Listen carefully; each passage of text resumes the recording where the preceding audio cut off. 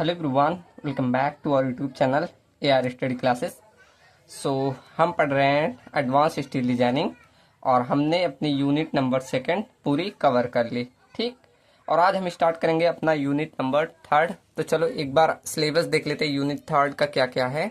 एक बार मैं जूम कर दूँ, आप सबको दिख जाएगा। ठीक, चलो तो ये रहा यूनिट नंबर थर्ड। मेनली हमें पढ़ना है इसमें प्लास्टिक एनालिसिस और उसका कुछ डिजाइन के बारे में। ठीक, तो प्लास्टिक एनालिसिस के बारे में मैंने पहले भी फर्स्ट यूनिट में जिक्र किया था ना।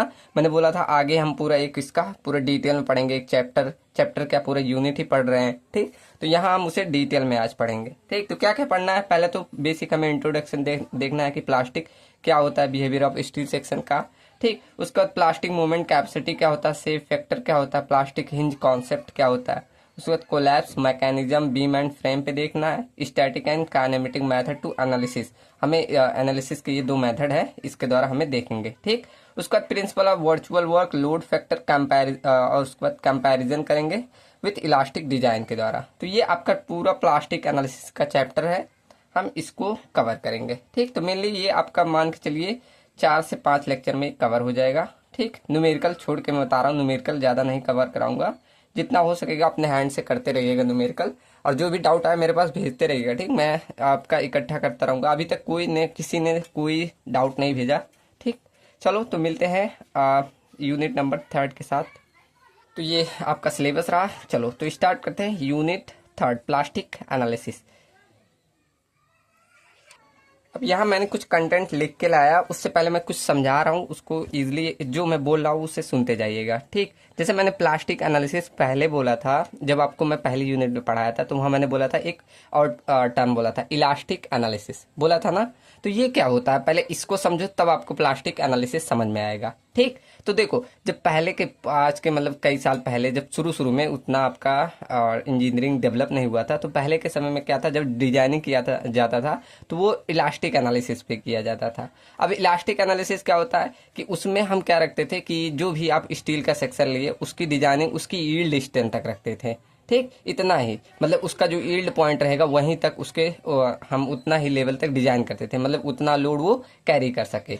ठीक, लेकिन अब क्या हुआ कि हमारा जो स्टील था वो एक ऐसा मेंबर था कि आपका यील्ड से ज़्यादा भी डिफॉर्म करता है, मतलब उससे ज़्यादा लोड कैरी कर सकता है। ये किसी ने सोचा नहीं। ठीक, लेकिन बाद में जब इंजीनियर्स आए सोचे कि हाँ इतना रिजर्व स्ट्रेंथ है, इसको भी हम ले सकते हैं। तो इसके बाद हमारा आया प्लास्टिक एनालिसिस।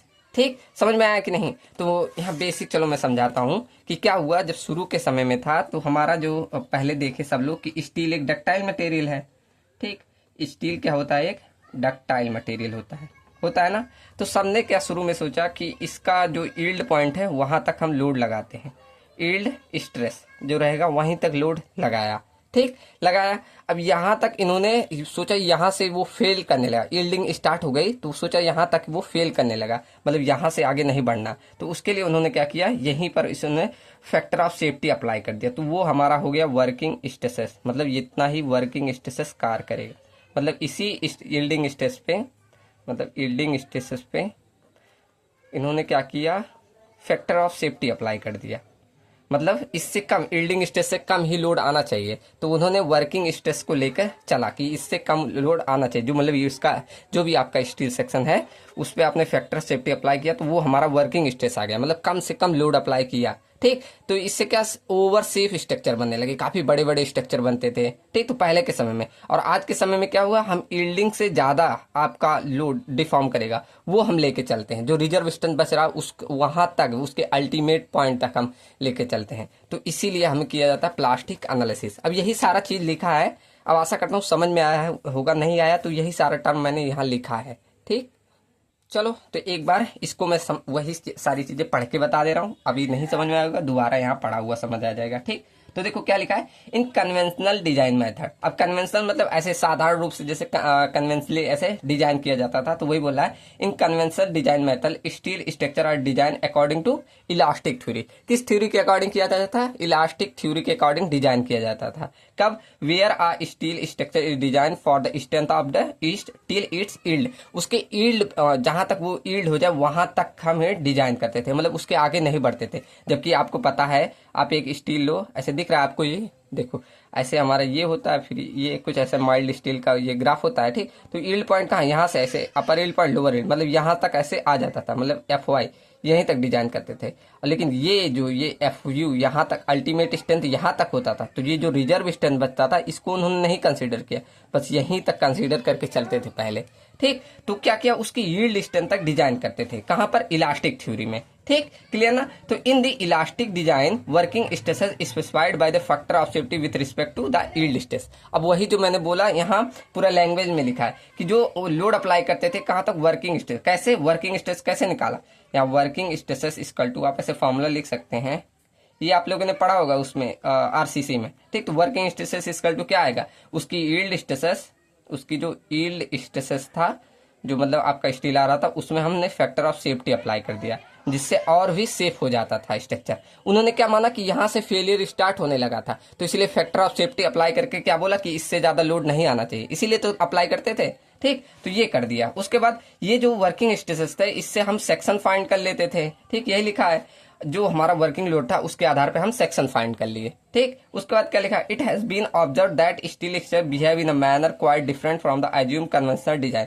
तो इससे क्या ऑब्जर्व हुआ, जो हमारा स्टील के सेक्शन था वो डिफरेंट है, जैसे बड़े बड़े स्ट्रक्चर हुए तो जो छोटा मोटा लोड आ रहा था वो इजीली आपका कैरी कर ले रहा था, तो वहाँ कुछ डिफरेंट, मतलब आप डिफरेंट मालूम चल रहा था। तो इससे क्या हुआ, स्टील हैज, हमें क्या मालूम चला बाद में कि स्टील के पास एक यूनिक फिजिकल प्रॉपर्टीज है, क्या, डक्टिलिटी, सबको मालूम है, ठीक, क्या, एक डक्टिलिटी प्रॉपर्टी है, because of which is able to observe large deformation beyond the elastic limit without fracture. तो इलास्टिक लिमिट के बाद भी एक अच्छा खासा डिफॉर्मेशन के बाद लोड को कैरी कर सकता है, ये इसकी प्रॉपर्टी है, किसकी, स्टील की, ठीक। तो ड्यू टू दिस प्रॉपर्टी, इस प्रॉपर्टी के कारण हम steel process as a reverse, जो रिजर्व स्ट्रेंथ था बियॉन्ड यील्ड तक, तो उसके यील्ड के बाद भी जो आपका रिजर्व स्ट्रेंथ बच रहा था, रिजर्व स्ट्रेंथ मतलब ये अल्टीमेट के बाद ये बच रहा है ना, तो जो ये यील्ड स्ट्रेंथ बचा, तो हमने ये जो कर्व माइल्ड स्टील का कर्व था यहाँ पर हमने नोटिस किया, तो which engineer have try to utilise this. अब इंजीनियर ने क्या किया,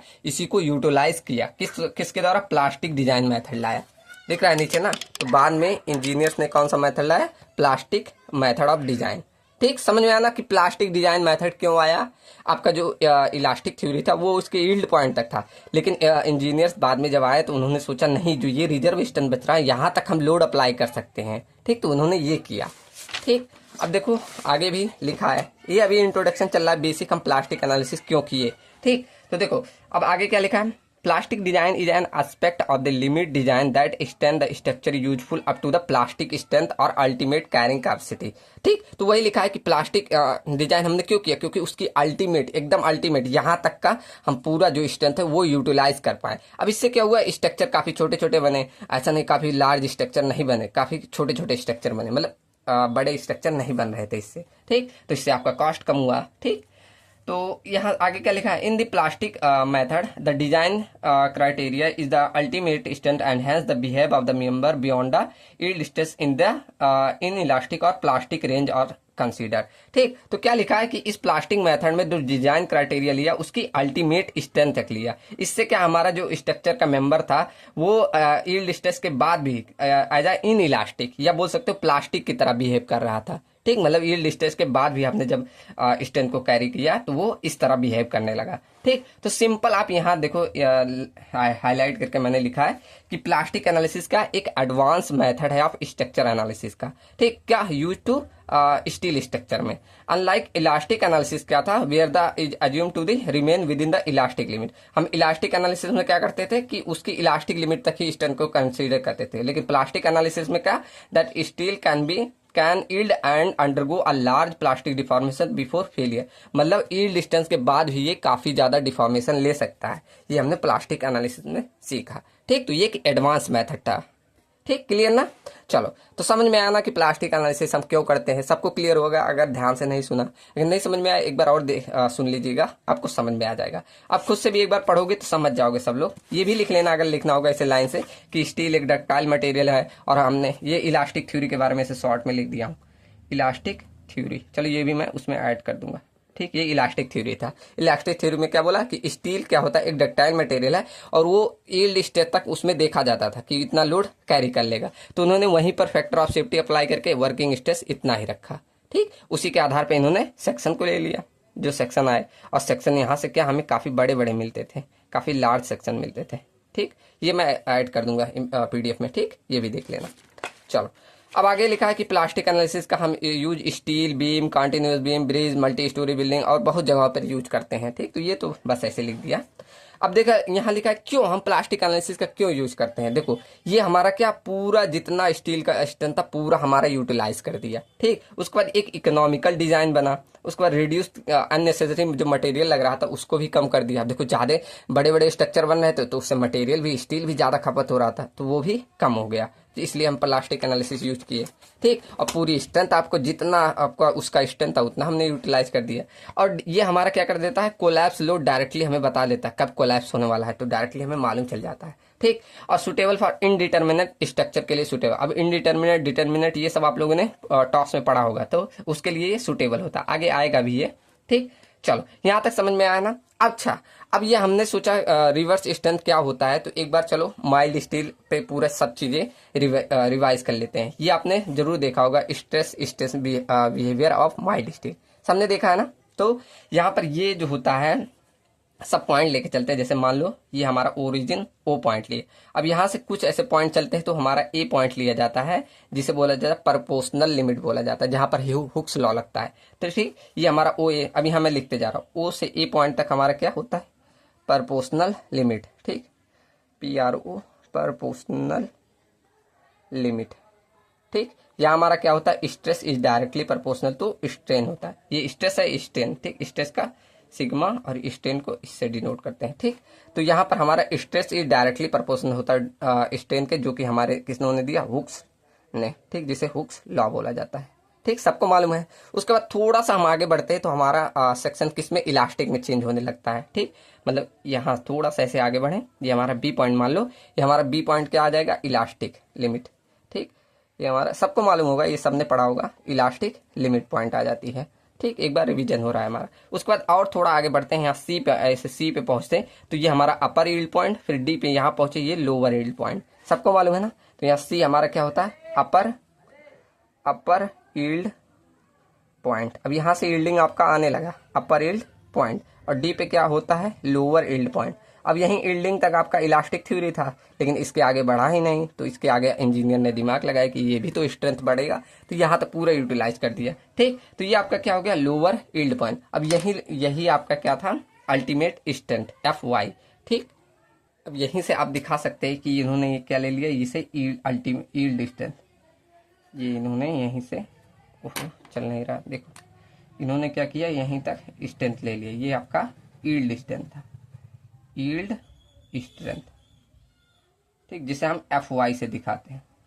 ठीक, FY, ऐसे FY से दिखा देना डायरेक्ट। ठीक, तो यहाँ तक इन्होंने लिया था। अब इसके आगे बढ़े, ऐसे हमारा कुछ D से E पॉइंट तक यहाँ तक जाते जाए, यहाँ D से E तक, मतलब यहाँ अब लोड लगाए जाएंगे, स्ट्रेंथ एक समान हो, स्ट्रेन मतलब ऐसे बढ़ता रहेगा, स्ट्रेन ऐसे बढ़ता रहेगा, मतलब लोड लगाते जगह स्ट्रेन एक समान यहाँ तक रहेगा। फिर एक समय ऐसा आता है कि यहाँ फिर विरोध होने लगता है, फिर यहाँ D से E से हम F तक जाएं, E से F, तो इसे बोला जाता है स्ट्रेन हार्डनिंग जोन। ठीक, यहाँ E से F तक का जोन आपका क्या कहलाता है, strain hardening zone, hardening zone. ठीक, ये बोला जाता है। उसके बाद ये आपका क्या हो जाता है, इसी को बोला जाता है अल्टीमेट, इसी को बोला जाता है अल्टीमेट स्ट्रेंथ, अल्टीमेट स्ट्रेंथ। ठीक, क्लियर ना, जिसे हम FU से डिनोट करते हैं, ये मैंने पहले भी पढ़ा दिया था शायद। ठीक, तो ये से अल्टीमेट स्ट्रेंथ बोला जाता है। उसके बाद अगर आप लोड लगाओगे यहाँ, जैसे आप आगे बढ़े तो G पे आपका जो स्टील का स्ट्रक्चर है वो फेल कर जाएगा, मतलब इसे फ्रैक्चर पॉइंट बोले देते हैं, या इसके आगे ऐसे बोलते हैं ना, नेकिंग स्टार्ट होने लगती है। ऐसे अगर इधर आगे बढ़ोगे ना तो स्ट्रक्चर में ऐसे नेकिंग पॉइंट भी बोला जाता है, जैसे मतलब आपका ये स्ट्रक्चर रहेगा तो ऐसे नेकिंग ऐसे होने लगता है, देखो कुछ इस तरह, ऐसे नेकिंग पॉइंट बोला जाता है। ठीक, तो G के बाद ऐसे आपका नेकिंग आ जाता है। नेकिंग मतलब ऐसे पतला होने लगता है, जैसे आपका गले गले को बोला जाता है ना, गला आपका जैसे पतला है, वैसे आपके गले सारे स्ट्रक्चर से गला देखोगे ना तो ऐसे पतला सा है, तो यहाँ ऐसे पतला होने लगेगा, तो इसे बोला जाएगा नेकिंग रीजन। ठीक, क्लियर ना। उसके बाद जी पे आप जैसे ही पहुंचोगे आपका स्ट्रक्चर फेल हो जाएगा, तो जी आपका क्या हो जाएगा, ultimate fracture point, ultimate fracture point. ठीक, सबको क्लियर है। अब इसी रिजर्व स्ट्रेंथ को क्या किया, प्लास्टिक एनालिसिस में पूरा कैरी कर लिया, ठीक, जिससे उसकी अल्टीमेट स्ट्रेंथ पे पहुंचा हमारा स्ट्रक्चर। अब इस कर्व में अलग अलग जोन भी बनते हैं, आप सबको मालूम होगा, यहाँ से लेकर ऐसे, अब देखो, ओहो, यहाँ से लेकर यहाँ तक के जोन को प्लास्टिक जोन बोलते हैं, प्लास्टिक जोन बोलते हैं। और इस वाले पूरे जोन को यहाँ से पूरा, यहाँ से जो स्टार्ट हो रहा है इसको क्या बोलते हैं, सबको मालूम है, strain hardening zone, strain hardening zone बोला जाता है। यहाँ से पूरे ये वाली जोन को स्ट्रेन हार्डनिंग जोन, इसको प्लास्टिक जोन, इसको इलास्टिक जोन बोला जाता है। ठीक, सबको मालूम है। अब क्या होता है हमारा, जब प्लास्टिक एनालिसिस हम करते हैं तो हम ये जो हमारा स्ट्रेन हार्डनिंग जोन है इसको हम अवॉइड कर देते हैं। क्यों, जिससे आपका लार्ज डिफॉर्मेशन ना हो, इसलिए इस हम स्ट्रेन हार्डनिंग जोन को अवॉइड कर देते हैं। यहाँ लिख दो, ऐसे लिखो, इन case of plastic analysis, in case of plastic analysis आपका लार्ज डिफॉर्मेशन को अवॉइड करने के लिए, लार्ज डिफॉर्मेशन आर अवॉइडेड। ठीक, तो लार्ज डिफॉर्मेशन ना हो इसलिए हम क्या करते हैं, देयरफॉर हम ये स्ट्रेन हार्डनिंग जोन को अवॉइड, नेग्लेक्ट कर देते हैं। ठीक, तो देयरफॉर हमारा strain hardening region is neglected. ठीक, रीजन इज नेग्लेक्टेड। ठीक, ये हमारा हो जाता है। मतलब यहाँ पर आप कर्व बनाओगे तो दूसरी तरह से, यहाँ लिख देना आइडियलाइज, जो आपका स्ट्रेस स्ट्रेन कर्व बनता है कुछ इस तरह, आइडियलाइज्ड स्ट्रेन स्ट्रेस कर्व कुछ दूसरी तरह बनता है। कैसे, ओ, ये रहा स्केल, देखो ये ऐसे बनता है। यहाँ मैं छोटा सा बना रहा हूँ, सही से आप लोग बना लीजिएगा। देखो ये कुछ इस तरह, अब हम इसे ऐसे पढ़ोगे यहाँ प्लास्टिक एनालिसिस में, ऐसे एक समान एल्डिंग आएगी इस तरह। ठीक, मतलब ये आपका पूरा ऐसे FY पॉइंट यहाँ हम लेके चलेंगे और ये पूरा आपका प्लास्टिक जोन रहेगा। ठीक, मतलब हमने जो स्ट्रेन हार्डनिंग जोन था उसको हटा दिया, ये प्लास्टिक जोन, बस इसी को लेके चलना है। ठीक, और ये आपका इलास्टिक जोन होता है, इलास्टिक जोन। ठीक, इस तरह ये आपका स्ट्रेस, ये स्ट्रेन, मतलब अब इसका स्ट्रेस स्ट्रेन कर्व इस तरह पढ़ेंगे। ठीक, लेकिन हम अज्यूम क्या करके चलते हैं, कुछ इस तरह, जब हम अभी आगे पढ़ेंगे कुछ इस तरह इसको लेके चलेंगे। देखो ये तो हमारा आइडियलाइज हुआ और हम अज्यूम करके कुछ इस तरह चलते हैं, अज्यूम्ड स्ट्रेस स्ट्रेन कर्व किस तरह, देखो ऐसे, ऐसे पूरा एक समान पूरा लेके जाए। यहाँ अंतर आ रहा है ना, लेकिन हम पूरा इसे ऐसे एज्यूम करते हैं, पूरा एक बराबर, इसे बना दे रहा हूँ, पूरा एक बराबर, ये FY हर जगह हम सेम मानते हैं ऐसे। ठीक, ये आपका स्ट्रेस, ये स्ट्रेन, तो हम अज्यूम कुछ इस तरह करेंगे। आइडियलाइज तो ये है, लेकिन हम अज्यूम ऐसे हर जगह करेंगे कि FY हर जगह एक समान रहेगा। अब ये आपको समझ में आएगा आगे। जैसे देखो मैं एक आई सेक्शन का बनाऊँ अगर बेंडिंग स्ट्रेस डायग्राम, देखो जैसे मैं मान लूँ ये मेरा आई सेक्शन है, आई सेक्शन मान लूँ, या चलो मैं एक रेक्टेंगुलर सेक्शन मान ले रहा हूँ, चलो ये मेरा रेक्टेंगुलर सेक्शन है।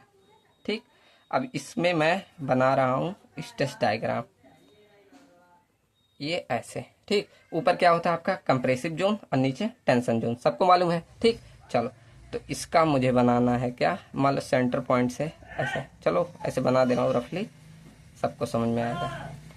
ठीक, तो आपको अब तक आप बेंडिंग स्ट्रेस कैसे बनाते थे, ऐसे बेंडिंग स्ट्रेस वेरिएशन कुछ इस तरह होता था, देखो कुछ ऐसे, ऐसे आप लोगों ने उसमें भी पढ़ा होगा RCC में, कुछ इस तरह हर जगह वेरी करते हुए। ठीक, ये आपका न्यूट्रल एक्सिस होता था और हर जगह FY की वैल्यू ऐसे डिफरेंट डिफरेंट आती थी ना। ये आपका FY क्या है, bending stress variation, bending stress variation, कुछ ऐसा आप लोगों ने पढ़ा होगा। लेकिन हम जब प्लास्टिक एनालिसिस करते हैं तो क्या करेंगे, इसको सब जगह ऐसे समान मानेंगे। ऐसे देखो, कुछ इस तरह,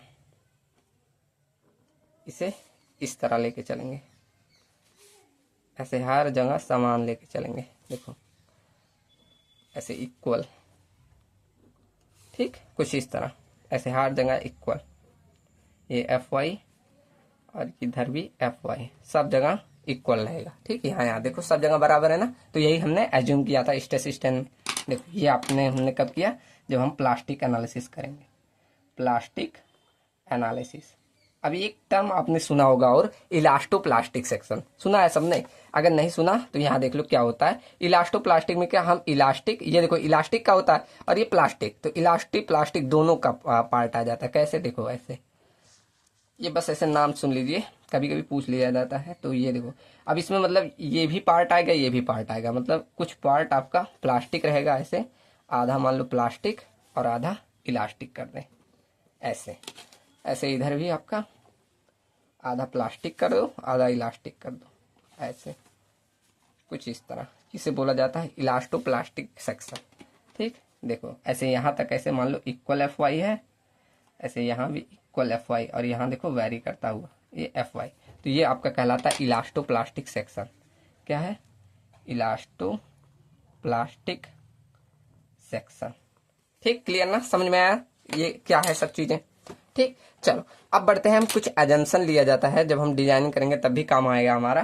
तो हम पढ़ते हैं अब assumptions, assumptions in plastic analysis, assumptions, assumption use for plastic analysis. पहला एजम्पशन तो सबको याद होगा, आप लोगों ने आरसीसी में कई बार पढ़ा होगा कि plane section remain plane before and after bending. ठीक, ये सबने पढ़ा होगा। इसका मतलब क्या, स्ट्रेन वेरिएशन जो होता है वो लीनियरली होता है, सबने पढ़ा है ना। चलो, तो ये तो सबको मालूम होगा। पहला एजम्पशन क्या होता है कि प्लेन सेक्शन रिमेन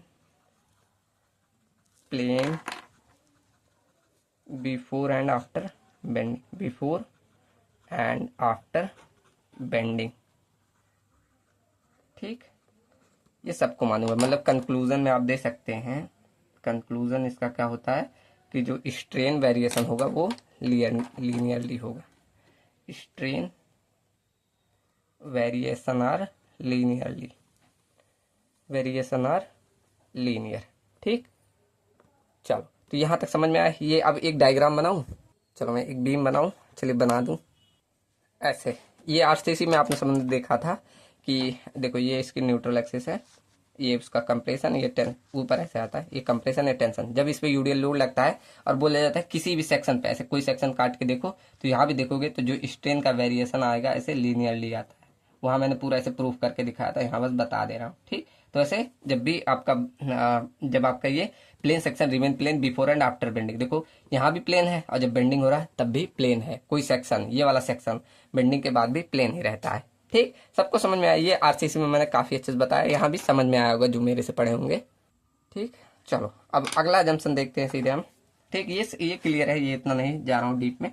ठीक, अब सेकंड एजम्पशन क्या होता है कि जब भी हम प्लास्टिक एनालिसिस करते हैं और कोई सेक्शन ऐसे देखें तो उसमें हमारा एक्सियल, शियर और मोमेंट तीनों चीज आता है। ऐसे कोई सेक्शन कट करके, जैसे मान लो ये आपका कोई ऐसे ऐसे सेक्शन है, जैसे ये 3D में बना रहा हूँ, ये ऐसे मान लो है। ठीक, अब इसको आप कट करके ऐसे देखोगे, कट करोगे तो इसमें एक्सियल, शियर और आपका मोमेंट भी आता है, और एक आपका ऐसे एक्सियल फोर्स भी आता है। ठीक, तो यहाँ प्लास्टिक में प्लास्टिक एनालिसिस क्या बोलता है, इसमें सारी चीजें नेग्लेक्ट कर दो। मतलब एक्सियल फोर्स अगर आ रहा है, शियर आ रहा है, वो सब नेग्लेक्ट कर दो। केवल केवल आप मोमेंट को कंसीडर करोगे। ठीक, सिर्फ जो मोमेंट आ रहा है उसी को लेके चलोगे। ठीक, ऐसे आता है ना, आप लोगों ने सब ऐसे देखा होगा, एक आपका एक्सियल फोर्स, एक शियर आता है और एक मोमेंट, ऐसे तीन चीजें की होगी।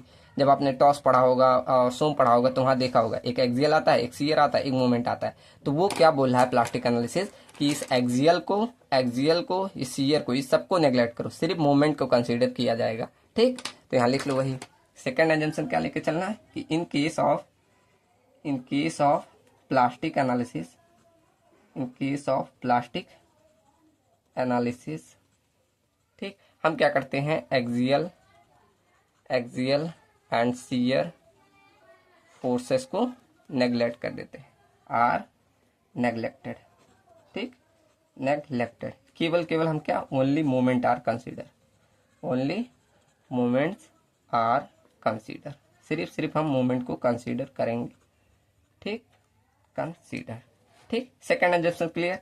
अब थर्ड एजम्पशन क्या बोलता है कि जब भी आप प्लास्टिक एनालिसिस करोगे हमेशा सिमेट्रिक सेक्शन ही कंसीडर करोगे। ऐसा क्यों? क्योंकि जब भी आप अनसिमेट्रिक सेक्शन लोगे तो उस पर कोई अगर मोमेंट आएगा तो वहां पर आपको ट्विस्टिंग देखने को मिलेगा, ठीक। तो इसलिए हम सिर्फ जब भी प्लास्टिक एनालिसिस करेंगे सिमेट्रिक सेक्शन ही लेंगे, ठीक। चलो, तो थर्ड एजम्पशन क्या बोला मैंने, यही in case of plastic analysis, in case of plastic analysis हम क्या, सिर्फ सिमेट्रिक, क्या लिखा, in case of plastic analysis सिर्फ हम क्या, symmetric sections are considered, symmetric section are considered, ऐसा क्यों? क्योंकि अगर आप बिकॉज अनसिमेट्रिक जो सेक्शन होते हैं,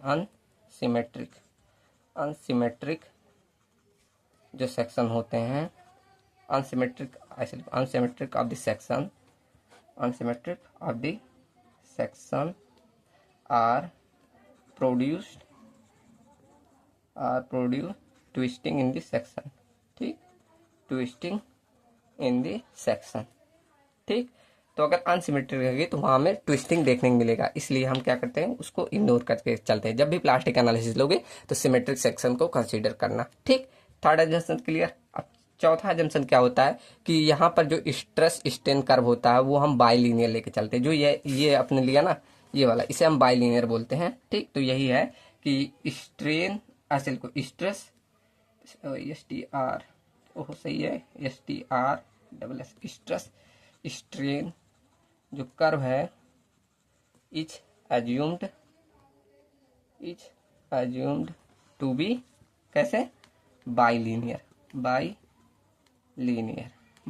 का मतलब वही जो आपने ऐसे देखा अभी। अब बड़ा थोड़ा फिगर बनाइएगा, यहाँ स्पेस कम है, यहीं लिख दे रहा हूँ, ऐसे कुछ इस तरह, ठीक।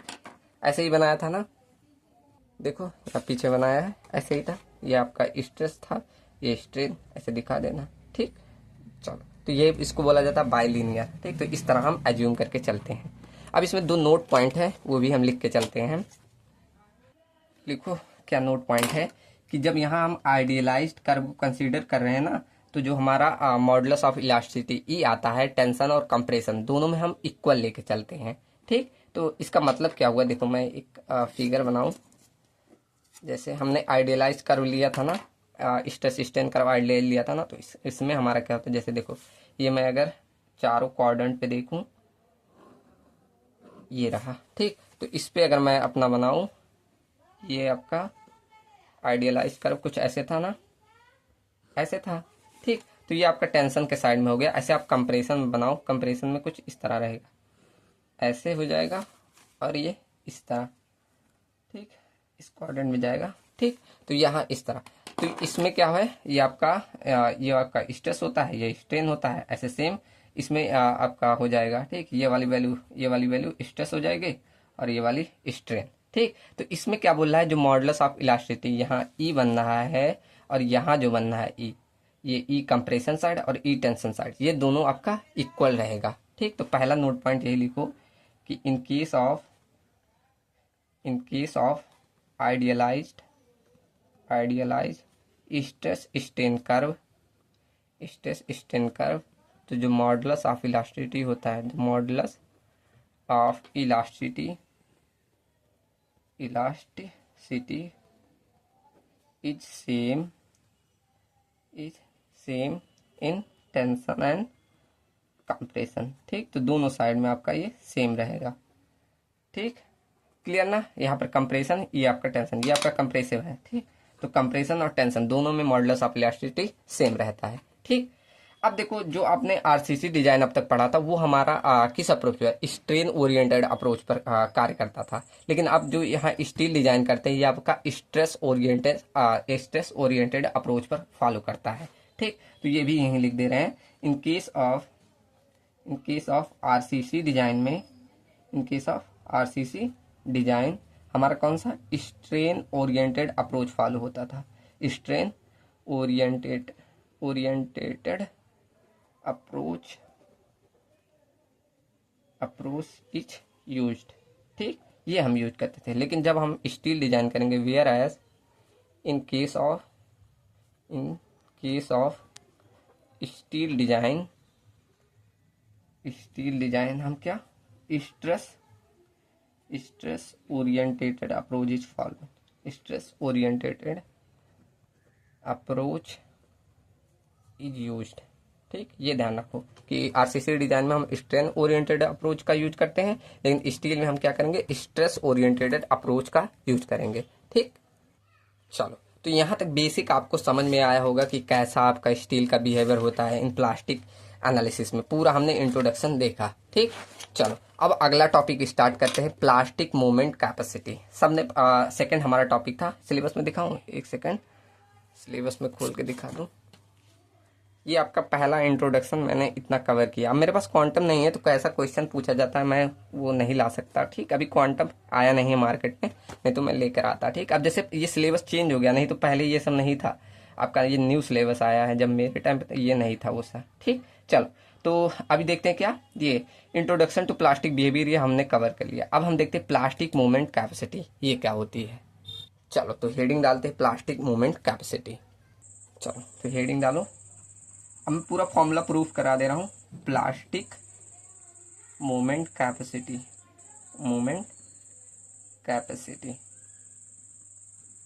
ठीक। चलो, तो इससे पहले मैंने यहाँ स्ट्रेस बिहेवियर कर्व बनाया था, एक बार मैं फिर से वो बना रहा हूँ। जैसे देखो, ये मैंने रेक्टेंगुलर सेक्शन लिया था, ठीक, ऐसे लिया था ना, ये ऐसे कुछ लिया था,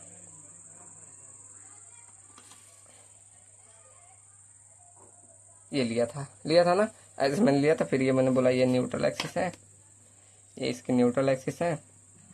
और उसके बाद मैंने कहा था कि जब हम प्लास्टिक एनालिसिस करते हैं तो उसमें स्ट्रेस का बिहेवियर कुछ ऐसे होता है, कुछ इस तरह, ठीक। ये आपका सभी जगह ऐसे इक्वल रहता है, ये Fy होता है सब जगह इक्वल, ठीक। ये Fy सब जगह इक्वल रहेगा, ठीक। ये सब जगह इक्वल Fy रहेगा, ठीक। तो मुझे क्या निकालना है, प्लास्टिक मोमेंट कैपेसिटी, या इसे बोलते हैं प्लास्टिक मोमेंट ऑफ रेजिस्टेंस भी बोला जाता है। ऐसे आप रेजिस्टेंस भी लिख सकते हैं, रेजिस्टेंस ये भी बोला जाता है, ठीक। तो मैंने जब आरसीसी पढ़ाया था आप सबको, तो याद है मोमेंट ऑफ रेजिस्टेंस का मतलब फॉर्मूला क्या लिखते थे आप सबको याद होगा अगर आरसीसी अच्छे से पढ़ा होगा, कि मोमेंट ऑफ रेजिस्टेंस, या आप यहाँ लिखा है प्लास्टिक मोमेंट कैपेसिटी, तो कैपेसिटी भी आप लिख सकते हैं, ठीक। तो मैंने यहाँ लिखाया था, पहले ये लिख दे रहा हूँ, moment of resistance equal to क्या लिखवाया था आपको, फोर्स इंटू लीवर आर्म, ये लिखवाया था ना, फोर्स इंटू लीवर आर्म, ठीक, ये लिखवाया था। तो यहाँ भी हम जब भी प्लास्टिक मोमेंट कैपेसिटी निकालेंगे, प्लास्टिक मोमेंट कैपेसिटी निकालेंगे, तो यहाँ भी वही करेंगे, क्या, फोर्स इंटू लीवर आर्म। अब यहाँ कौन सा फोर्स, जैसे यहाँ कंप्रेसिव लग रहा है, यहाँ टेंशन, तो यहाँ चाहे कंप्रेशन वाला उठा लो चाहे टेंशन वाला, तो यहाँ पर हम चलो कंप्रेसिव साइड वाला उठा के कर रहे हैं, ठीक। तो यहाँ हम क्या निकाल रहे, प्लास्टिक मोमेंट, मतलब इसे लिखा जाता है एमपी से डिनोट करते हैं, ठीक। तो यहाँ कौन सा फोर्स लगेगा कंप्रेसिव साइड में, compressive force into lever arm. अब लीवर आर्म क्या होता है, कंप्रेसिव के सेंटर से ऐसे लेते थे ना डिस्टेंस, इसके सेंटर से ऐसे वाई, ऐसे मान लो ये सेंटर से यहाँ y1 बार था, और इसका ऐसे सेंट्रॉइड यहाँ से y2 बार था। तो इन दोनों के सेंट्रॉइड के बीच के ऐसे डिस्टेंस को हमने लीवर आर्म बोला था ना। जैसे वहाँ आरसीसी वाला ध्यान करो, यही बोला था ना, इन दोनों के सेंट्रॉइड के ऐसे बीच के डिस्टेंस को हम लीवर आर्म बोलते हैं। तो यहाँ भी वही लीवर आर्म है, ठीक। तो इंटू में यहाँ पर प्लास्टिक मूवमेंट इंटू, ये देखो कंप्रेसिव फोर्स इंटू में लीवर आर्म। अब यहाँ कंप्रेसिव फोर्स को C लिख दिए, और लीवर आर्म हमारा क्या हो जाएगा, y1 बार प्लस y2 बार, यही होगा ना, y1 बार प्लस y2 बार, ये आपका लीवर आर्म हो गया। ऐसे से ब्रैकेट में कर दे रहा हूँ, ठीक। ये आपका हो गया कंप्रेसिव फोर्स, ठीक, सॉरी मैं कंप्रेसिव फोर्स बोल रहा हूँ, ये आपका लीवर आर्म हो गया, ठीक। तो compressive force into lever arm. अब इस कंप्रेसिव फोर्स को आप निकाल सकते हैं, यहाँ मुझे अगर कंप्रेसिव फोर्स चाहिए निकाल सकते हो। आप सबको मैंने पढ़ाया था फोर्स इक्वल टू क्या होता है, स्ट्रेस इंटू एरिया, यही होता है ना। यहाँ से साइड में यही कर दे रहा हूँ। अब स्ट्रेस इंटू एरिया, तो यहाँ स्ट्रेस क्या है, सब जगह इक्वल है, कितना स्ट्रेस है, Fy स्ट्रेस है, ठीक। तो यहाँ क्या लिख दूं, एफ वाई इंटू एरिया। अब एरिया इसका पूरा कितना, मान लो हम मान ले रहे हैं कंप्रेसिव एरिया ए सी, ठीक। तो ये हमारा हो गया, इंटू में क्या हो गया y1 बार प्लस y2 बार, ये आपका हो गया प्लास्टिक मोमेंट कैपेसिटी इतना। अभी इसमें और काम बाकी है क्या। अभी देखो ये हमारा पूरा कंप्रेसिव फोर्स एसी है ना। अब यहाँ अगर मैं लगा दूं summation of F X equal to 0, मतलब इक्विलिब्रियम कंडीशन लगाऊं, तो हमें पता है कि कंप्रेसिव फोर्स टेंशन फोर्स के बराबर है, बराबर है ना। देखो यहाँ हमें पता है, ऑलरेडी हम आरसीसी में पढ़े थे कि ये दोनों बराबर होते हैं, बराबर है। तो क्या मैं लिख सकता हूँ कि जो कंप्रेसिव फोर्स मतलब कंप्रेसिव फोर्स क्या निकालेंगे, कंप्रेसिव स्ट्रेस इनटू एरिया क्या एसी बराबर, यहाँ टेंशन साइड में से यहाँ भी एफ वाई स्ट्रेस है और एरिया बस एटी हो जाएगा ना। तो ये दोनों बराबर है, मतलब यहाँ एसी बराबर हम एटी लिख सकते हैं, मतलब दोनों फोर्स आपस में बराबर है, ये लिख सकते हैं, ठीक लिख सकते हैं। अब यहाँ बराबर है तो मतलब हमारा पूरा जो ये एरिया है, क्या इसे हम ऐसे लिख दें, पूरा जो एरिया था ये a/2, मतलब आधा एरिया ऐसा हो जाएगा, मतलब ये आधे का निकालना है ना, तो आधा एरिया a/2 हो जाएगा। तो मतलब यहाँ फाइनली इसे इक्वेशन मान लो, इसे इक्वेशन फर्स्ट मान ले रहे हैं, ठीक। तो नाउ ऐसे लिख सकते हो, now plastic moment capacity MP equal to हमने क्या निकाला था, देखो क्या निकाला Fy इंटू, अब यहाँ कंप्रेसिव फोर्स इक्वल टू आपको एरिया के टर्म लिखोगे तो a/2 हो जाएगा, इंटू में y1 बार प्लस y2 बार, ठीक। तो ये आपका आ गया प्लास्टिक मोमेंट कैपेसिटी का पूरा फॉर्मूला। अब यहाँ जो होता है a/2 इंटू y1 बार प्लस y2 बार को इसे बोला जाता है प्लास्टिक सेक्शन मॉडुलस, हम डायरेक्टली ZP से डिनोट कर देंगे, क्या ये MP हो जाएगा, ठीक। इसे ZP से डिनोट कर देते हैं, या ZP क्या है, ZP आपका होता है plastic section modulus, plastic section modulus होता है। अब ये क्या है, अभी मैं डिटेल में पढ़ा रहा हूँ, ठीक। तो यहाँ तक समझ में आया ना कि प्लास्टिक मोमेंट कैपेसिटी कैसे निकालना है, MP equal to FY into ZP, इस तरह आप निकाल सकते हैं। ऐसे किसी का भी पूछे, जैसे आपका अभी इलास्टिक सेक्शन मॉडुलस पूछता है तो इसके लिए पूछ ले, बस यहाँ क्या करना, आप इलास्टिक सेक्शन मॉडुलस ZE निकाल लेना। अब सेक्शन मॉडुलस हम दो प्रकार से यहाँ क्लासीफाई करते हैं। चलो अगला यही पढ़ लेते हैं कि हम जो सेक्शन मॉडुलस है, यहाँ देखो ये हो गया ना प्लास्टिक सेक्शन मॉडुलस किसे कहते हैं। अभी कैसे निकाला जाता है ये भी मैं बता रहा हूँ, निकाल के भी दिखा दूंगा, ठीक। चलो तो अब यहाँ हेडिंग डालो इसी सेक्शन मॉडुलस के कि section modulus can be classified as, इसे मुझे पहले पढ़ा देना चाहिए था लेकिन यहाँ हो गया, चलो कोई ना, आपका जो रहे, ठीक। तो दो प्रकार के होते हैं, एक आपका होता है इलास्टिक सेक्शन मॉडुलस, एक आपका होता है प्लास्टिक सेक्शन। आप सेक्शन मॉडुलस पढ़े थे ना पहले, जो Z इक्वल टू होता था I/Y, यही आपका प्लास्टिक सेक्शन मॉडुलस हो जाता था। तो यही आपका दो प्रकार का होता है, ठीक। चलो इससे पहले आपको सेक्शन मॉडुलस बता दूं, ओहो यहाँ मैं जल्दी कर दिया, देखो इससे पहले आपको सेक्शन मॉडुलस सबको मालूम होगा, सेक्शन मॉडुलस क्या होता है, सेक्शन मॉडुलस क्या होता है सबको मालूम है, इट द रेशियो। अब डायरेक्टली ऐसे मैं लिखा दे रहा हूँ, ये कोई फॉर्मूला नहीं, मेरा मेन मतलब है ये दोनों बताने, बस मैं लिखा दे रहा हूँ। Z इक्वल टू आपका होता है I/Y, ये आपका क्या होता है सेक्शन मॉडुलस। अब यहाँ सेक्शन मॉडुलस आपका दो प्रकार का हम क्लासीफाई करते हैं, ठीक। तो section modulus can be classified as किस तरह से, पहला हम पढ़ेंगे इलास्टिक सेक्शन मॉडुलस।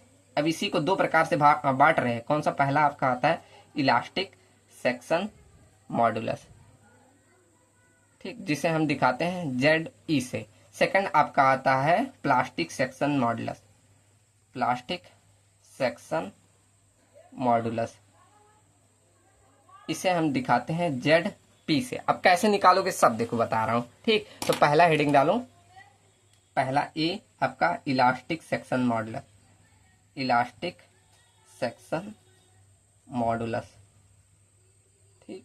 इसका किससे, ZE से डिनोट करते हैं, ठीक। तो इसका फॉर्मूला, अब डायरेक्ट मैं फॉर्मूला बता रहा हूँ, इसका फॉर्मूला होता है ZE equal to I/Y max. आपने I/Y पढ़ा ना, बस यहाँ I/Y मैक्स कर देना, ठीक, मतलब मैक्सिमम आपका जो सेंट्रॉइड होता है वो। अभी हम क्वेश्चन करेंगे तो वहां आपको मालूम चल जाएगा, ठीक। तो इस तरह हम क्या निकाल देते हैं, इलास्टिक सेक्शन मॉडुलस, ठीक। अब हमें जब भी इलास्टिक सेक्शन मॉडुलस जब भी कैलकुलेट करोगे तो वहां हमें इलास्टिक एक्सिस की रिक्वायर होती है। अब इलास्टिक एक्सिस कहाँ से पाओगे, तो उसके लिए हमें जो भी सेक्शन रहेगा उसका हमें सेंट्रॉइड निकालना पड़ता है, ठीक। तो क्या यहाँ लिख लो कि अगर आपको for calculating of elastic section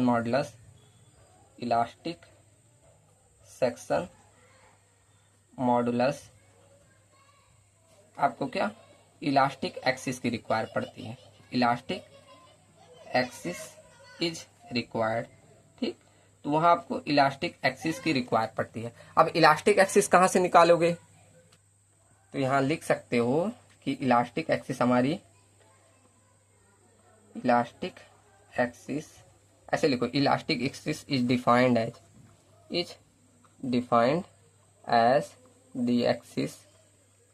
the axis जो कि हमारा सेंट्रॉइड से ऐसे पास करता है, वही हमारी, ऐसे अभी निकाल के दिखाऊंगा, एक एग्जांपल लेके कर दूंगा। ठीक, तो elastic axis is defined as the axis that passes from the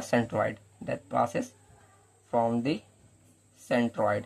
ठीक, तो जो आपका सेंट्रॉइड से पास करेगा वही आपकी इलास्टिक एक्सिस हो जाएगी। ठीक, तो इस तरह हम निकालेंगे किसको, इलास्टिक सेक्शन मॉडुलस। अभी यहाँ कुछ समझ नहीं आ रहा होगा, अभी एक एग्जांपल लेके निकाल के बताऊंगा तब समझ में आ जाएगा। ठीक, तो इस तरह हम क्या इलास्टिक सेक्शन मॉडुलस निकालेंगे। अब चलो सेकंड देखते हैं हमारा प्लास्टिक सेक्शन मॉडुलस। अब इसका फॉर्मूला ऑलरेडी आप सबको मालूम है, प्लास्टिक सेक्शन मॉडुलस, इसका फॉर्मूला मैंने पीछे लिख दिया था एक बार, क्या कि जेड पी से डिनोट किया था ना, जिसको मैंने बोला था a/2, उसके बाद y1 बार प्लस y2 बार। ठीक, इस तरह हम क्या निकाल लेते हैं, प्लास्टिक सेक्शन मॉडुलस। अब देखो, जब भी आप प्लास्टिक सेक्शन मॉडुलस निकालोगे तो वहाँ आपको प्लास्टिक एक्सिस की रिक्वायरमेंट पड़ती है। ठीक, तो इसके लिए हमें क्या रिक्वायरमेंट पड़ती है, प्लास्टिक एक्सिस। तो लिखो फॉर दिस, इसके लिए हमें क्या प्लास्टिक एक्सिस की रिक्वायरमेंट पड़ेगी, प्लास्टिक एक्सिस इज रिक्वायर्ड। ठीक, अब प्लास्टिक एक्सिस कैसे फाइंड करोगे, मतलब प्लास्टिक सेक्शन मॉडल के इसको निकालने के लिए आपको प्लास्टिक एक्सिस चाहिए। अब प्लास्टिक एक्सिस क्या होता है, जैसे वहां पर हमने इलास्टिक सेक्शन मॉडल्स में इलास्टिक एक्सिस निकाला था तो वह कहाँ सेंट्रॉइड पे थी, ऐसे प्लास्टिक एक्सिस क्या होती है, आप जो भी सेक्शन दिया उसका एरिया निकालो, एरिया को दो भागों में बांट दो, तो जहां पर वो दो भाग बट रहा है वही आपका प्लास्टिक एक्सिस हो जाएगा। ठीक, तो ऐसे लिख दो, plastic axis is defined as the axis that जो कि that divides the sections in two equal parts, part नहीं एरिया लिखना, 2 इक्वल्स एरिया में। ठीक, दो एरिया में बांट दे। ठीक, and therefore it is known as क्या बोलते हैं इसे, इक्वल एरिया एक्सिस बोला जाता है।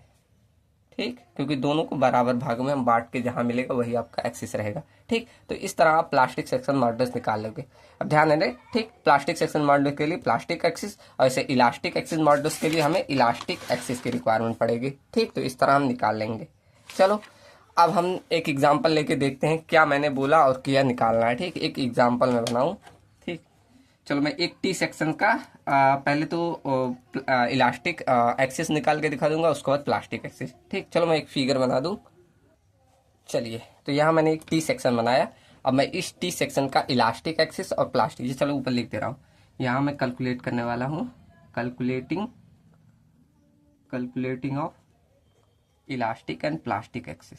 ठीक, इलास्टिक एंड प्लास्टिक एक्सिस, यहाँ मैं इसी एग्जांपल से दोनों निकाल के दिखा रहा हूँ। ठीक, तो इलास्टिक एक्सिस मैंने क्या बोला था, ये ऐसी एक्सिस होती है जहां पर आपका सेक्शन का सेंट्रॉइड होता है। ठीक, वही तो सेंट्रॉइड मतलब आपको एक्स बार निकालना है। तो कैसे निकालते थे, a1 x1 bar plus a2 x2 bar divided by a1 plus a2, यही फॉर्मूला होता है। आप सबने पढ़ा मैकेनिक्स में, सोम में, सब बहुत बार आता है। ठीक, तो सब लोग निकालना आता होगा, सिर्फ मैं एक बार एग्जांपल के लिए बता रहा हूँ। ठीक, चलो तो पहले हम कोई आप चाहे ऊपर से चाहे नीचे से कोई रेफरेंस एक्सिस मान के हम x1 बार, अब चलो इसको मैं पहला सेक्शन मान ले रहा हूँ, इसको सेकंड। अब a1 का एरिया कितना हो जाएगा, 200 इंटू, अब ये नहीं दिया इसको कुछ मान लो, इसका भी मैं चलो मान ले रहा हूँ चलो इसको 50 mm मान ले रहा हूँ, ठीक। अब ऐसे हम A1 एरिया निकाल लेते हैं, उसके बाद एक्स, चलो मैं ऊपर से निकाल रहा हूँ, ठीक। तो ऊपर से यहाँ पर पहला एरिया हमारा इसका कितना हो जाएगा, 200 इंटू 40। उसके बाद x1 बार, हम कोई रेफरेंस एक्सिस ऐसे लेते हैं ना, चाहे नीचे से लिया जाता है, कई लोग नीचे से लेते हैं, कई लोग ऊपर से, ठीक। तो मैं ऊपर से ले रहा हूँ, ठीक। तो इसका सेंट्रॉइड कहाँ पर होगा, तो 40 का सेंट्रॉइड कहाँ, आधा होगा, ठीक। तो सेंट्रॉइड x1 बार क्या होता है, सबको मालूम है, x1 बार मतलब सेंटर। तो यहाँ से मैं लूँ, इसका सेंटर कहाँ आएगा, 20 पे, तो इंटू में 20 कर दे रहा हूँ, ठीक। डायरेक्ट कर रहा हूँ, ये सबको आता है, इसी यही मैं समझ के चल रहा हूँ। उसके बाद सेकंड का एरिया 300 इंटू 50, 300 इंटू 50। अब इसी एक्सिस से आपको सेंट्रॉइड लेना है, मतलब ये 40 और इसका सेंट्रॉइड कहाँ पर, आधे पर आएगा। तो यहाँ आधा इसका, ये 150, ये 150, ऐसे आधे बांटेगा। तो यहाँ से 150 और 40 190, ऐसे ही करते थे ना। x1 बार क्या होता है, सेंट्रॉइड होता है ना, सबको मालूम होगा। उसके बाद A1 बार प्लस A2 बार कर दो, तो 200 प्लस 40 और प्लस में 300 इंटू 50, ठीक। ये सबको आता है, बस मैं बता दिया एग्जाम्पल के लिए क्या होता है आपका, ठीक। चलो तो यहाँ पर 200 इंटू 40, उसके बाद इंटू में 20, ठीक। ये आपका हो गया प्लस 300, ओहो ब्रैकेट कर दो, 300 इंटू 50 इंटू 190, ये इतना हो गया। इसको डिवाइड करना है किससे, 200 और 200, ये इंटू है, 200 इंटू 40 प्लस में 300 इंटू 50। ओहो ये गलत आ गया, रुको एक सेकंड, मैं पहले ऊपर का सॉल्व कर दूँ, ठीक। तो 200 इंटू में 40 इंटू 20 प्लस में 300 इंटू 50 इंटू 190, ठीक। ये ऊपर इतना आया 30140, ठीक। डिवाइड कर दो किससे, 200 इंटू 40 फिर प्लस में 300 इंटू 50, ये डिवाइड होगा 2300 से, 3 जीरो से 3 जीरो कैंसिल, बचा कितना 3010 divided by 23।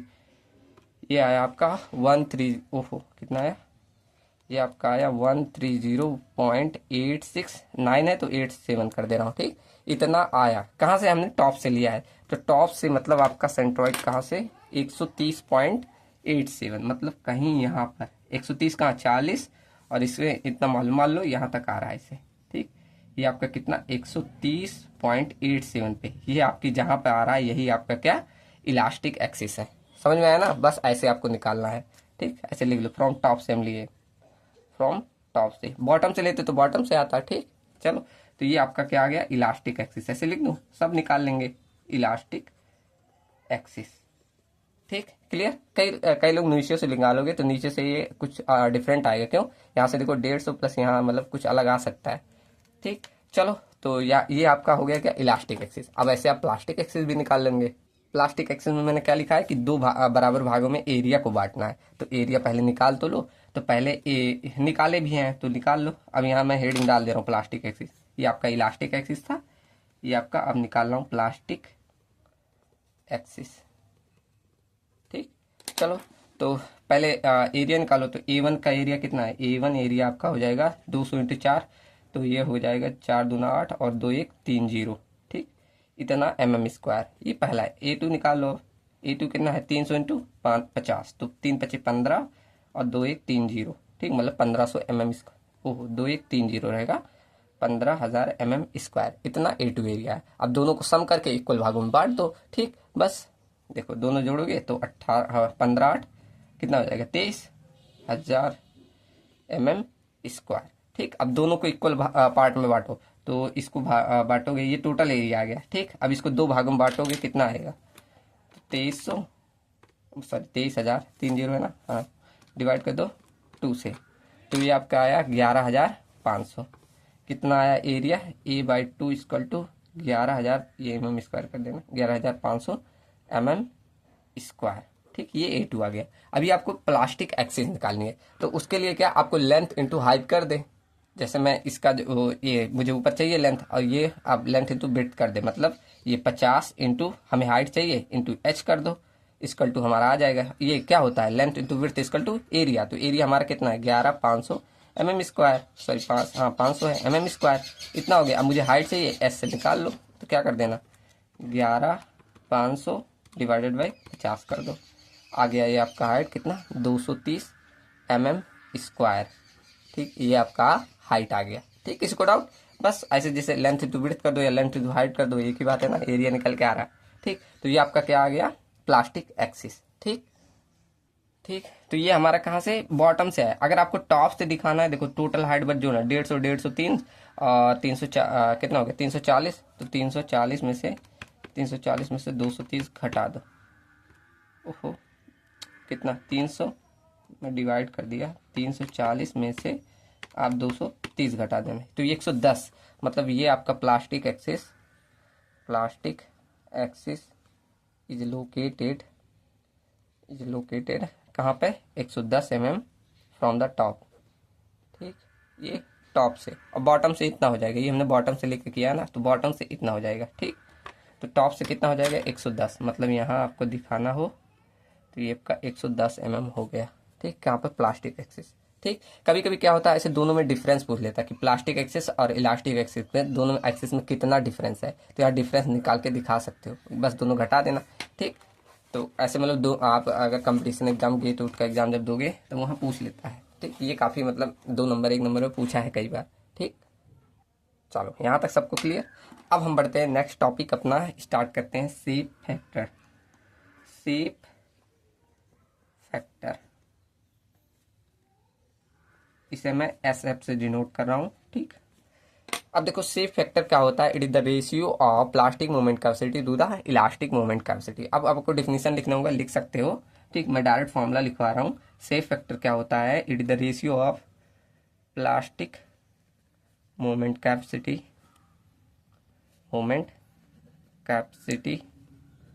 To the elastic moment capacity, to the ratio of elastic moment capacity. ये आपका कहलाता है शेप फैक्टर। ठीक, अब से प्लास्टिक मूवमेंट कैपेसिटी क्या होता है, सबने पढ़ा, क्या पढ़े थे, Fy इंटू ZP, पीछे पढ़ाया ना, ये प्लास्टिक मूवमेंट कैपेसिटी होता है।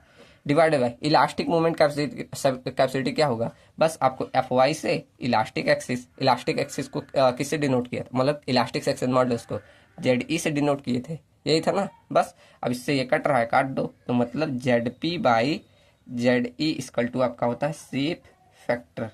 ठीक, अब ये आपको कई सारे ऐसे सेक्शन दे दिया जाएगा, उसके लिए निकालना होता है। ठीक, तो जैसे मैं कई सारा लिख दे रहा हूँ, आप उसके लिए निकाल लीजिएगा। ठीक, जैसे देखो, अब ये आपको याद करना होता है, मतलब ऐसे कई सारा सेक्शन का निकालने पूछ भी लेगा, तो वहाँ आपको अगर कंपटीशन के लिए पूछा जाए तो ऐसे डायरेक्ट आपको याद रहना चाहिए वैल्यू, और अगर आपके सेमेस्टर के लिए पूछा जाए तो ऐसे कोई भी सेक्शन का पूछ सकता है। ठीक, मैं यहाँ सीरियल नंबर अभी मैं 2-4 का निकाल के दिखा भी दे रहा हूँ। ठीक, यहाँ सेक्शंस लिख लो और यहाँ शेप फैक्टर SF। अब शेप फैक्टर क्या होता है अभी मैं बताऊंगा, ये पहले लिख दूँ। ठीक, जैसे 2 3 4 5 6, अभी और लिख दूंगा। ठीक, जैसे आपका ट्रायंगल का क्या होता है, देखो ट्रायंगल का होता है 2.34।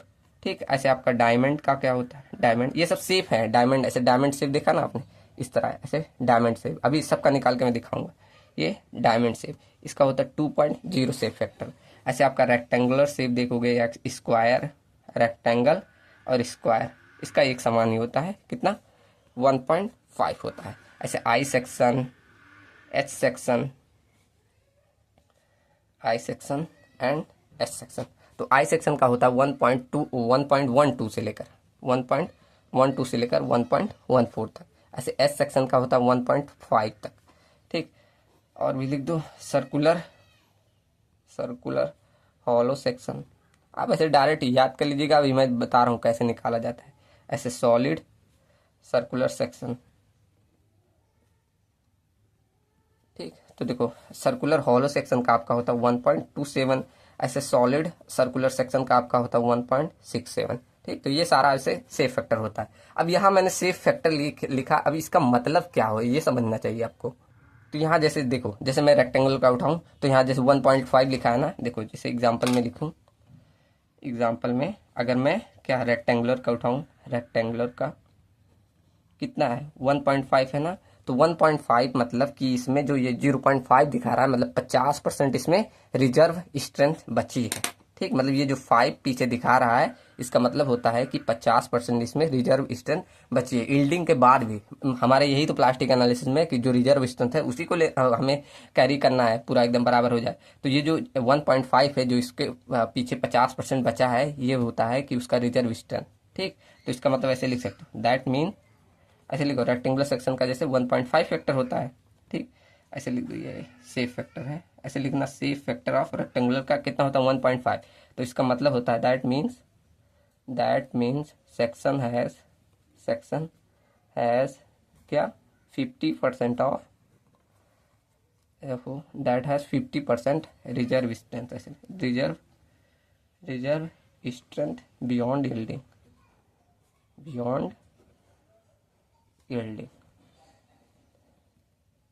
ठीक, इसका मतलब आप नोट पॉइंट में लिख लो कि आपका जो सेफ फैक्टर है वो क्या इंडिकेट करता है कि आपके कोई भी सेक्शन में है यील्डिंग के बाद कितना स्ट्रेंथ बच रहा है, यही तो इंडिकेट कर रहा है सब चीज़ें।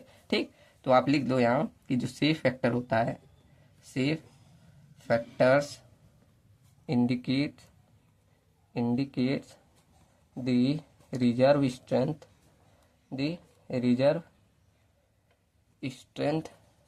Of the section. ठीक, इसका मतलब कि स्ट्रेंथ बियॉन्ड द यील्डिंग के बाद जो स्ट्रेंथ है उसी को रिजर्व स्ट्रेंथ बोलते थे। तो वही कितना बचा हुआ है वो आपका सेफ फैक्टर बताता है। ठीक, क्लियर ना सेफ फैक्टर क्या होता है। अब चलो निकाल के से देख लेते हैं। आपका निकालने को बोल सकता है, जैसे पहला मैं ले लूँ, पहला मैं सेफ फैक्टर निकाल रहा हूँ। चलो किसका, रेक्टेंगल का निकाल दे रहे, सबसे इजी रेक्टेंगल का। अब रेक्टेंगल स्क्वायर एक ही जैसा होता है, ठीक, तो उसका सेम ही रहता है। तो देखो ये आपका हुआ रेक्टेंगल। ठीक, चलो ये मान लिया इसकी विड्थ b है और ये डेप्थ d है। अब इसका सेंट्रॉइड मान लो, ये इसे d माना तो ये d/2 मान लो। ठीक, अब इसको दो मैंने एक्सिस में बांटा, मतलब इसका अगर मैं एक एक्सिस का सेंट्रॉइड देखूँ तो इसका आधा कितना हो जाएगा, d/4 हो जाएगा। ऐसे इसका देखूँ तो ये भी d/4। अब ऐसा क्यों, अभी y1 बार y2 बार चाहिए होता ना, तो यही होता है।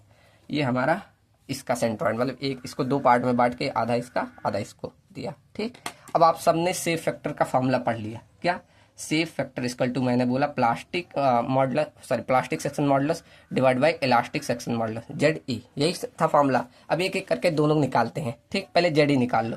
ZE सबसे सिंपल था, ZE इक्वल टू क्या बोला था, I divided by Y max, ये फॉर्मूला बताया था। अब I क्या होता है, मोमेंट ऑफ इनर्शिया। तो आपको मालूम है रेक्टेंगल का मोमेंट ऑफ इनर्शिया क्या होता है, BD³/12, सबको मालूम है। Y क्या होता है, पूरी एकदम Y मैक्सिमम, मतलब एकदम सेंटर से लेकर कितना मैक्सिमम लेंथ है, तो D/2 है, तो ये D/2 कर देना। ठीक, सब सिंपल है ना।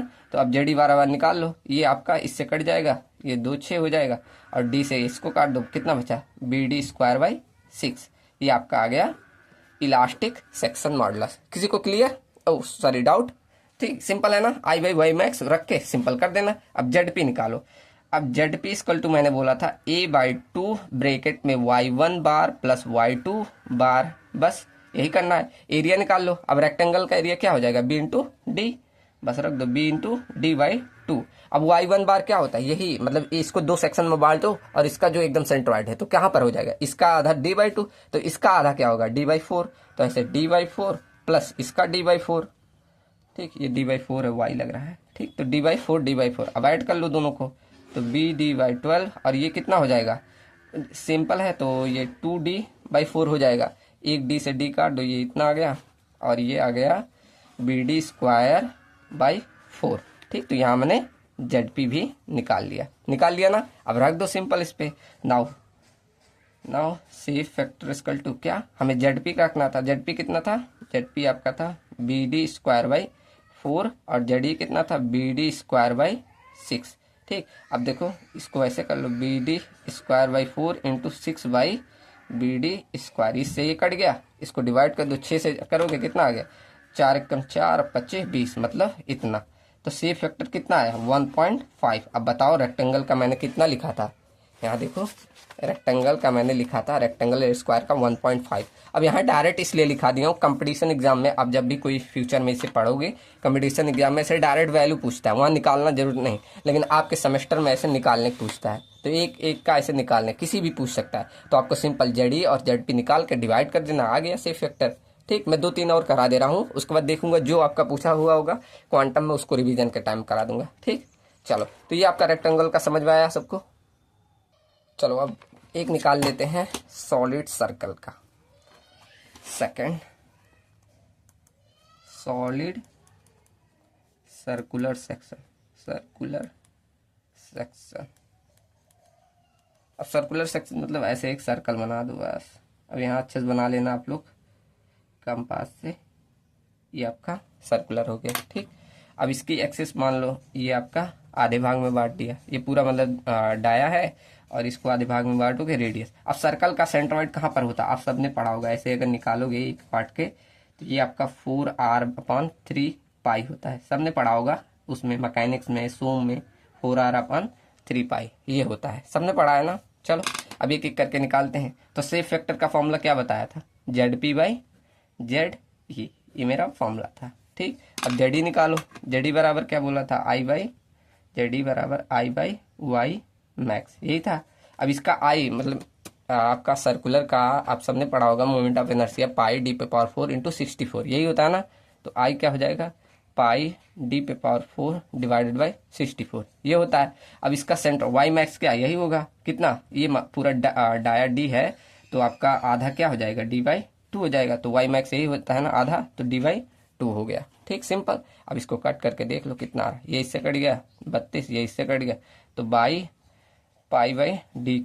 और ये 32 इतना आ गया। तो मतलब जेडी बराबर आपका आ गया πd³ डिवाइडेड बाई 32, इतना जेडी आ गया। ठीक, जेडपी निकाल लो, जेडपी बराबर क्या था, a/2 इंटू में y1 बार प्लस y2 बार। अब y1 बार y2 बार मैंने लिख दिया, एक बार यहाँ लिख दूँ, y1 बार आपका यही है 4r/3 पाई, y2 बार क्या है 4r/3 पाई, ये आपका y1 y2 बार है। ठीक, सबको क्लियर।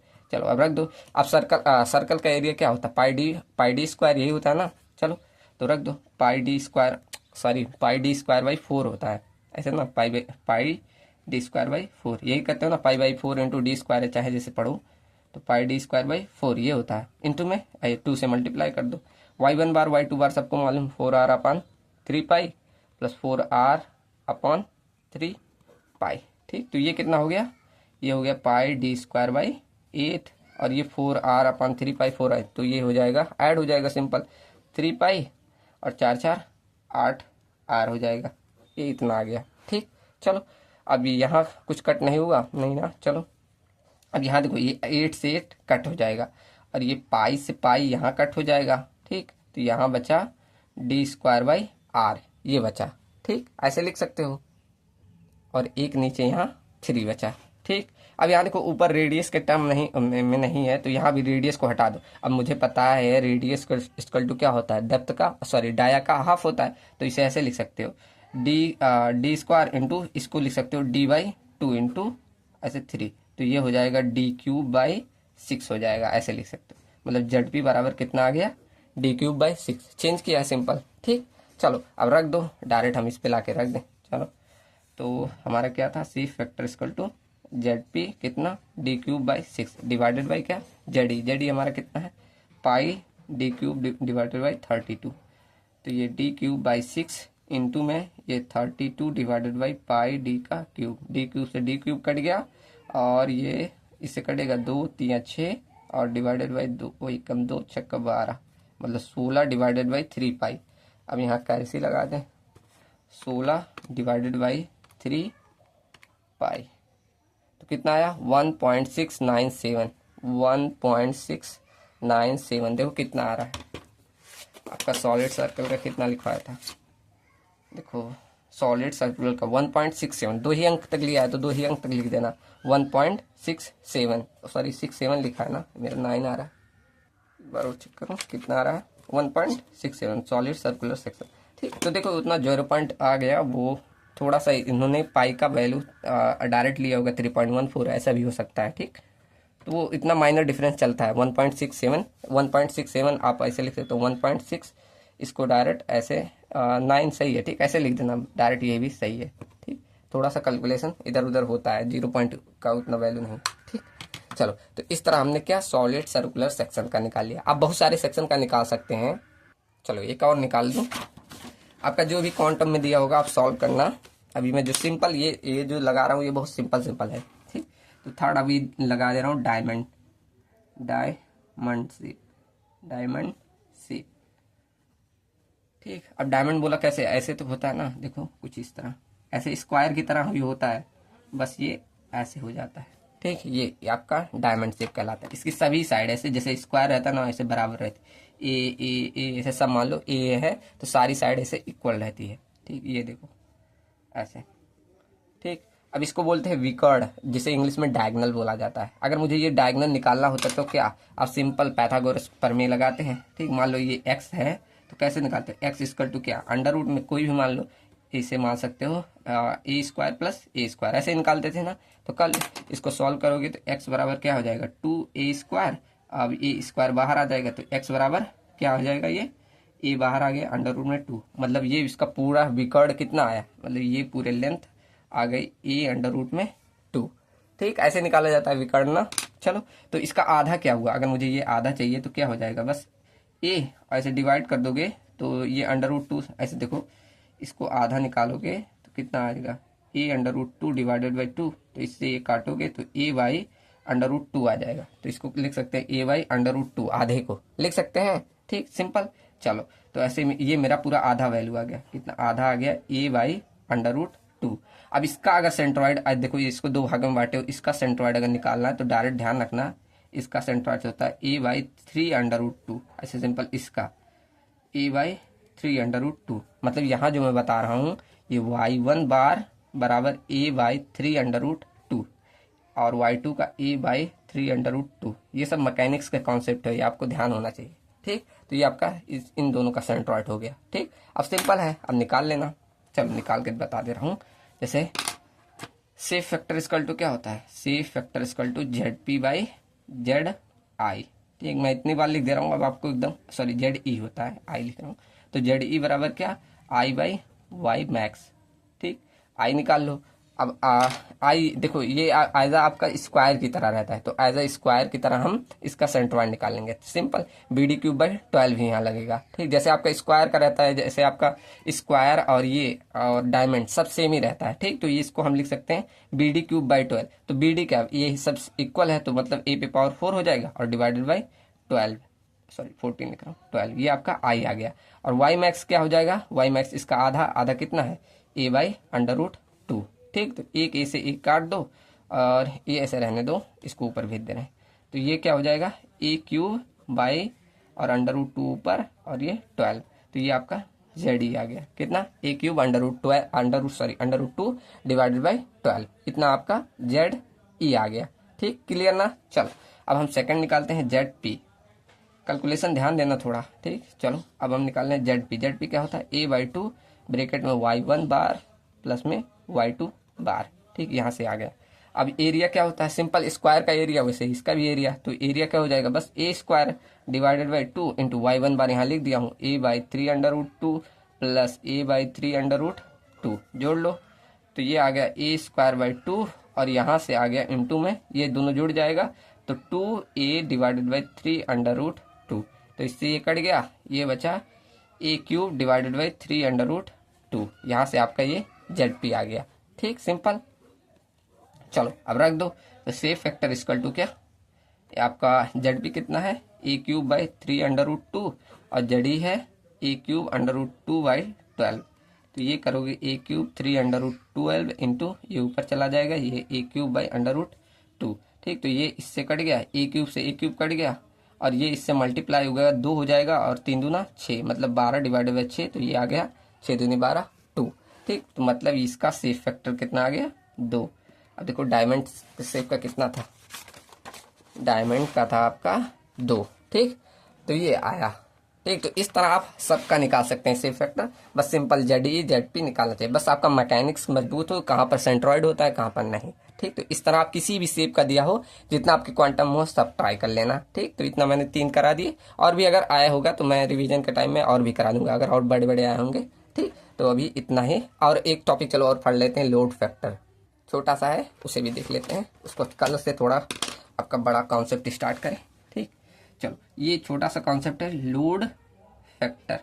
अब ये भी रेशियो होता है, आप डिफिनीशन लिखना चाहे तो लिख सकते हैं, it is the ratio of plastic moment capacity divided by permissible moment capacity. मैं डायरेक्ट फॉर्मूला लिखा रहा हूँ। ठीक।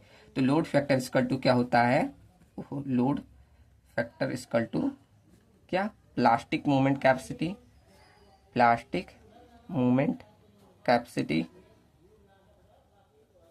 डिवाइडेड बाय क्या मैंने बोला, परमिजिबल मोमेंट कैपेसिटी। ठीक। इस तरह आप निकाल सकते क्या, लोड फैक्टर। अब plastic moment capacity equal to क्या था, जेड पी नहीं, डायरेक्ट ऐसे F Y divided by Z P, ये आपका प्लास्टिक मोमेंट कैपेसिटी था ना। और ऐसे परमिजिबल मोमेंट कैपेसिटी, मतलब यहाँ एफ परमिजिबल लगा देना, एफ परमिजिबल, और डिवाइडेड बाई क्या, वही परमिजिबल मोमेंट कैपेसिटी, मतलब यहाँ से वही जेड ई से मल्टीप्लाई कर दे, बस यहाँ जो एफ की वैल्यू है वही परमिजिबल हो जाती है, और डिवाइड करना elastic moment elastic section modulus से ही किया जाता है। ठीक। चलो, तो यहाँ पर आप देख रहे हैं एक चीज कि yield moment capacity divided by permissible क्या होता है, ध्यान है आपको कि अगर यील्ड को परमिजिबल से डिवाइड करते थे तो हमारा क्या मिलता था, फैक्टर ऑफ सेफ्टी मिलता था। ध्यान है सबको, आरसीसी से और पीछे कई बार बताया। तो अगर यील्ड को परमिजिबल से डिवाइड करते थे तो हमारा क्या, फैक्टर ऑफ सेफ्टी मिल जाता है, मतलब इसको मैं क्या फैक्टर ऑफ सेफ्टी लिख सकता हूँ। और जेड पी बाई जेड ई को पीछे क्या लिखाया, सेफ फैक्टर लिखाया ना। तो यहाँ से मैं क्या डायरेक्ट बोल सकता हूँ, लोड फैक्टर इक्वल टू आपका factor of safety into factor of safety into safe factor. ठीक। तो ये आपका फॉर्मूला हो गया कि लोड फैक्टर इक्वल टू आपका factor of safety into safe factor, ये आपका लोड फैक्टर का फॉर्मूला हो गया। अब इसमें बहुत सारे ऐसे न्यूमेरिकल पूछे जाते हैं। ठीक। चलो, मैं 1-2 न्यूमेरिकल दे रहा हूँ, आप लोग सॉल्व करिएगा। चलो, मैं एक लिख दे रहा हूँ, सबका वेट करूंगा कि सब इसका आंसर देना कमेंट सेक्शन में। क्वेश्चन नंबर फर्स्ट इसी पे, बहुत सिंपल है, चलो मैं लिख दूं।